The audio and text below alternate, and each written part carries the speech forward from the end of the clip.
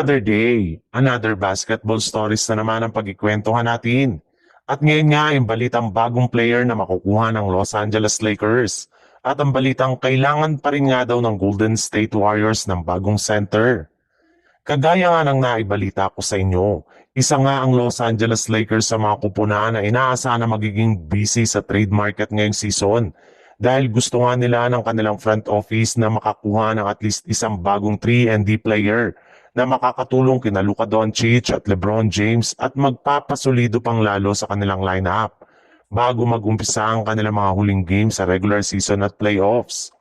At una na nga sa kanilang listahan ay si Herb Jones na naibalitang isa sa mga manlalarong balak i-trade ng New Orleans Pelicans kasunod ng maaga nilang pagbagsak sa standing ng Western Conference. In fact, willing na rin naman nga si Rob Pelinka ngayon na makipag-usap at makipag-trade negotiation sa mismong front office ng Pelicans. Handa na rin naman nga nila ditong i-offer ang kanilang mga players na sina Gabe Vincent, Dalton Kenick at isang future first round basta't makakuha lamang si Herb Jones as soon as possible bago ang trade deadline sa Pebrero. As of now, ay ito muna nga ang paunang offer ng Lakers at posible nga na lumaki pa ito depende sa kanilang magiging usapan ng Pelicans sa mga susunod na linggo.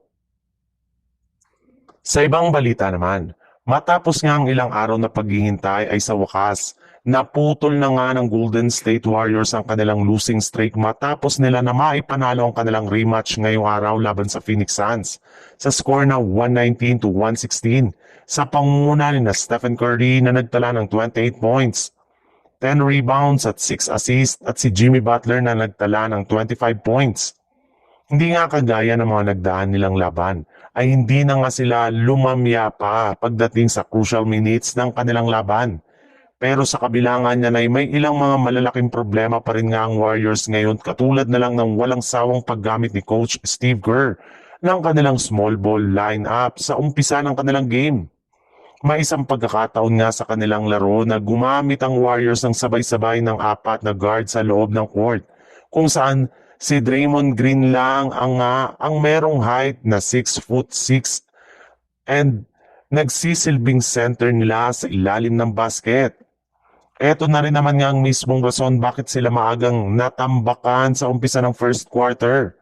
Buti na lang simula nang gumawa ng adjustment ang Golden State Warriors at gumamit na ng mas malalaking lineup.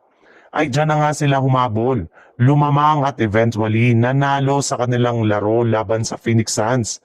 Kaya mukhang kailangan pa rin talaga ng Warriors na makakuha ngayon ng bagong center.